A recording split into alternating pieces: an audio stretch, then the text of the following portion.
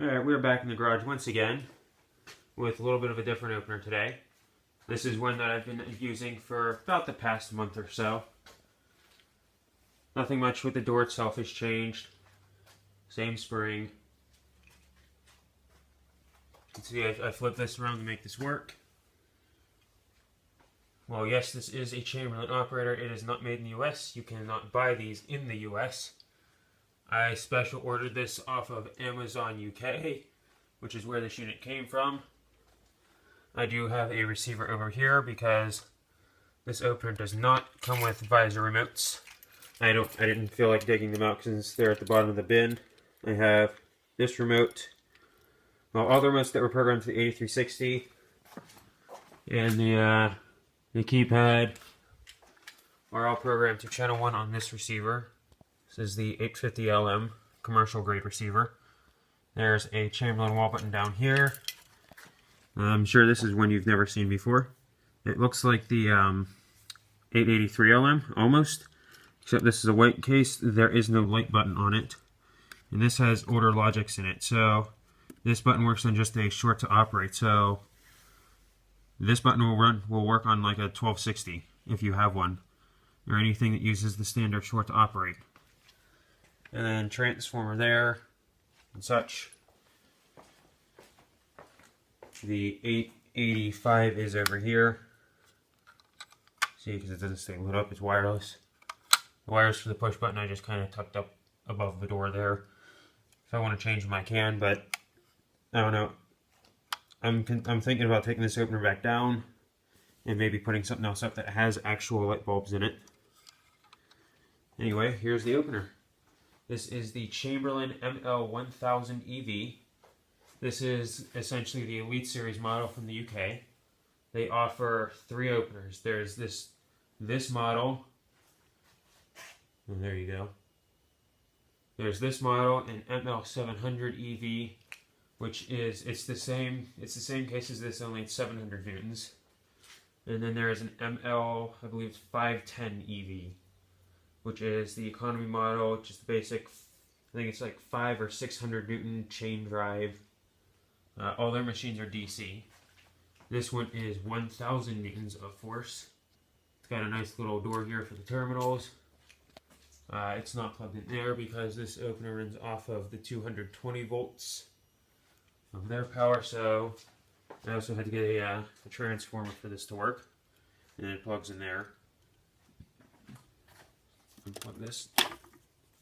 There's the kind of plug that's on the opener. Plug this back in. See it powered back up. This has LED lights. You cannot change this or take the light cover off to mess with it.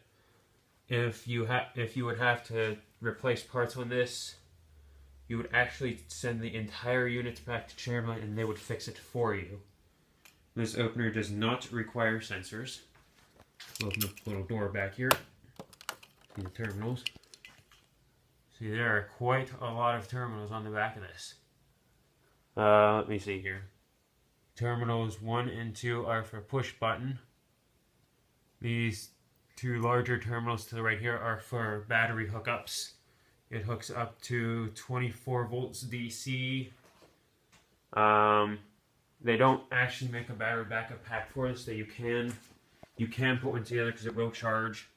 So if I had 2 of these, this is the battery out of the 8360. If I wired up 2 of these in series to get 24 volts, that would essentially be my battery pack for this. They also have a flashing light indicator for like almost like a moving door alert. And there is it's a door within a door contact switch. So if this had like this is like a commercial door and there's a cutout man door in it, you would attach that switch there, and anytime that door is open, it would disable the opener, so you couldn't open or close the door via that. It's kind of like its own little interlock switch almost. Let's see. And that's with the this little jump in there, 4 and 5. That would be for the interlock switch. They just got to jump so it stays closed. Or, well, I guess, yeah, closed all the time. And 6 and 7 is for, I believe, sensors. I think there's a couple other things that could be hooked up to this. I don't have the manual with me to check right now. I didn't think to grab it. I didn't think to grab the original remotes either. They're interesting little remotes. They're narrower than this, but they're longer, and they're silver and white with black buttons. It came with 2 of those. If I get around to doing a remote collection vid in the future, you'll see them there. Which I probably should do because I've acquired quite a lot since the last one I did a couple years ago. Now you're probably wondering what this sounds like. Go ahead and run this.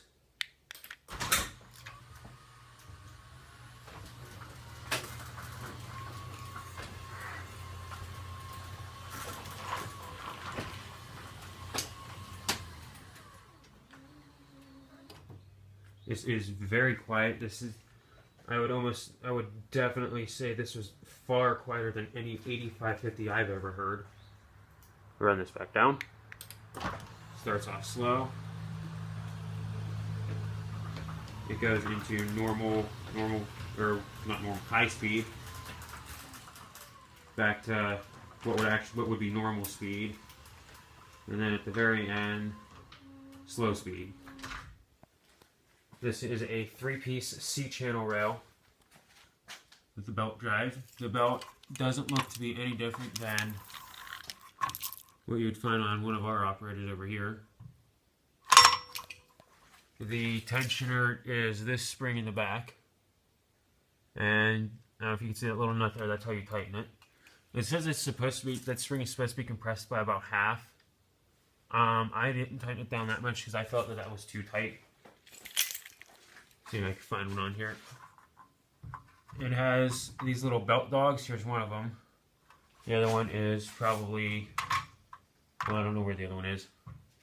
But there, it has 2 of these little belt dogs on here. And what I figured out, there is, up under the sprocket cover here, behind all this power cord stuff, up under the sprocket here, there's a little micro switch.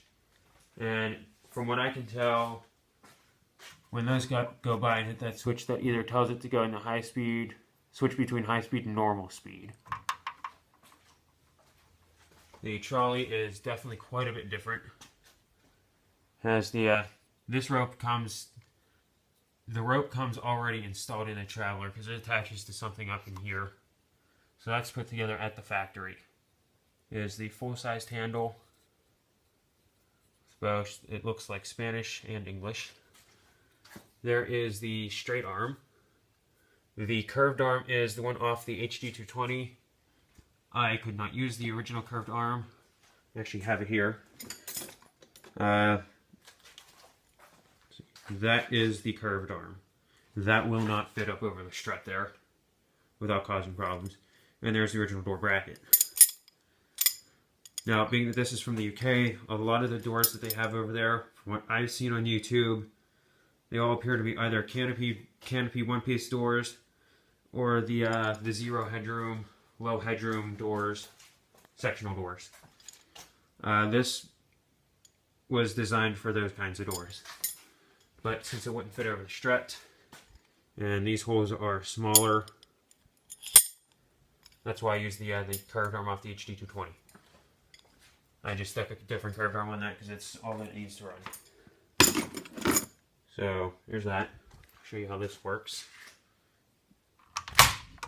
See that little piece moves back. I'll show you the inner trolley here.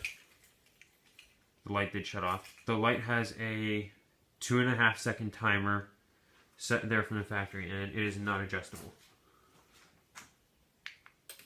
Open this, move this a little bit so you can see this. There's the inner slide, or inner trolley, plastic. Should move this up more. Moves up to about center rail, so I can like pull it out.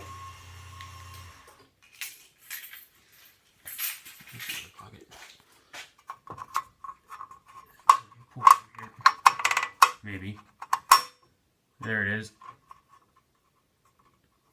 He's got these little things where it can rub on the bottom here. It tends to stick more towards the top because the rail has a little bit of flex in it, but Honestly, it doesn't really bother me. It doesn't seem to be a problem for anything. And then, since this was already released, if you want it to engage, you have to push the little green button. And the next time you run it, it'll engage on its own. Use the little doorbell button here. You see that going back.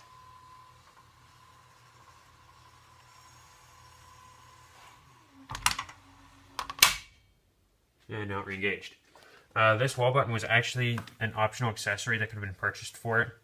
It originally came with a wireless push button, a two-channel push button.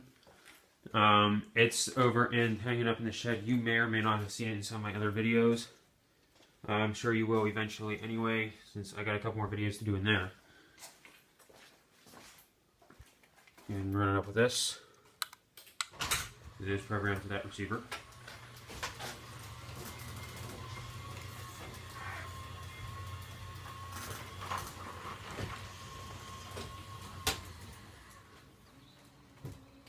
Nice thing about this is if you're closing it and you hit the button again, it'll stop going down. As well, it'll also stop going up. So it does stop both directions.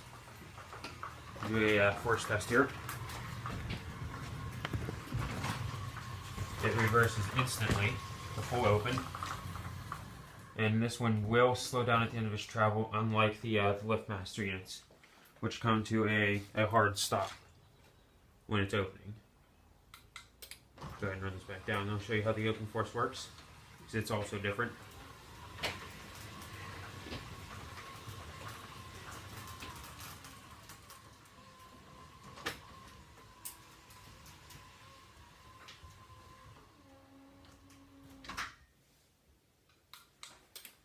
So we'll let this open a little bit. And I'm just going to point you up there.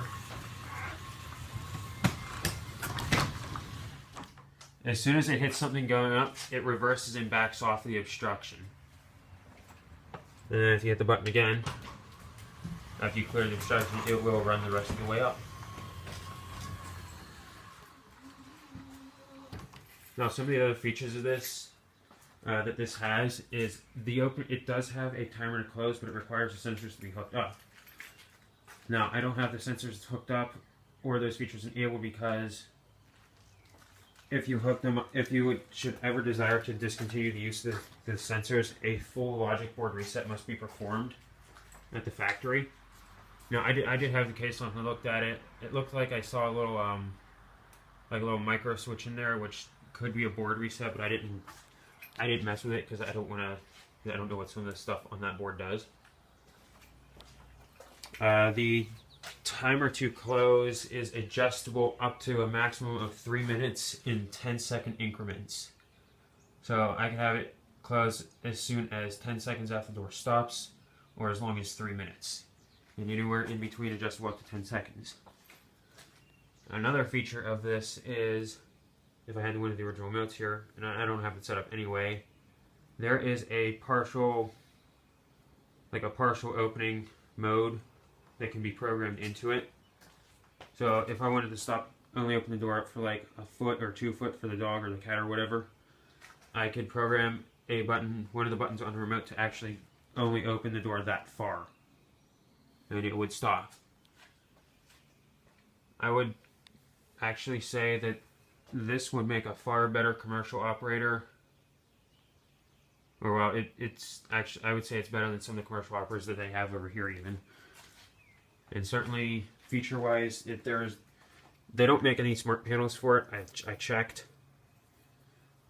But feature-wise, overall functionality of the logic board itself, there seem to be more features regarding that than there is on an 8550.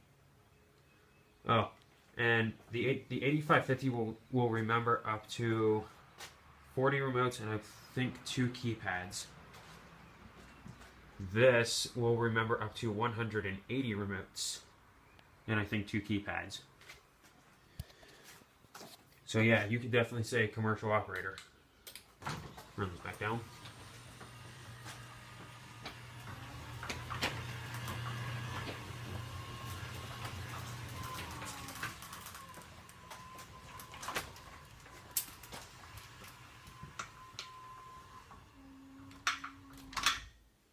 So yeah, there are certainly quite a lot of features on this. I don't remember if I showed this when I was up here or not, but the setting the limits and the force is the same on a US operator. Those are all the same. Those are all the same adjustment buttons. Interesting thing with the accessories of this operator, the wireless wall panel and the remotes that came with it will program to a US operator. However, it doesn't work the other way around. Like, it will not learn like an 885 or an 891 LM. They will not program to it. Yeah, this like button does nothing. So that was also kind of interesting. What I paid for this opener, not including the extension cord of the transformer. This isn't actually grounded. There is no ground on this opener. This was actually an adapter piece they gave with you, because this goes to multiple different countries. This is just a two-prong thing. Total I paid for the opener, not including that cord or the transformer. I paid $300 for this operator after discounts and promotional offers. Had I not got any of those offers, it probably would cost me around $400 for this. As much as I do like this operator, I'm probably not going to be leaving this up here. Like I said, I've only been running it for 1 month, and it's the quietest thing that I have by far. I kind of don't want to leave it up because, well, I kind of miss having actual working light bulbs in an operator.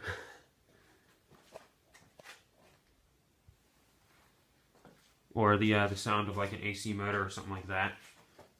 I haven't decided whether or not I'm going to put the 8360 back up or the 8355 here or not. I got some other stuff that I might want to play around with. See, I flipped this around to make it fit. This operator was designed to be hung level. So I made it as level as I could. And I did have to change these to fit, because this is very narrow. One of the other things that this came with, it came with like 2 brackets that would fit over the rail here. It's essentially an alternate mounting kit. You can actually hang it by a portion of the rail. But since I was able to hang it like that, it wasn't needed. The other benefit of having brackets like that is I could very easily add as many center supports to this rail as I need to, even though it's not needed for this small of a door. If I was running something really heavy, I could very easily add center support to this. A couple center supports to run like, oh, I don't know, a 16 by 8 wood door or whatever. There are extension kits available for this, however, I haven't been able to find anybody that would be willing to ship to the US. Like I said, this came from Amazon UK website. They would ship to the US, but they don't have the extension kit available that they would ship, so it just remains a 7-foot operator. Let's see, anything else? There is definitely quite a lot about this one. It is very, very interesting. See, it has the it almost looks like the old Chamberlain logo without the lines that go above and below. Like I said, it's very compact. I can easily. Yeah, here's the antenna, which doesn't really serve any freaking purpose right now because there's nothing actually programmed to it. But the antenna points straight up on this one, and it's black.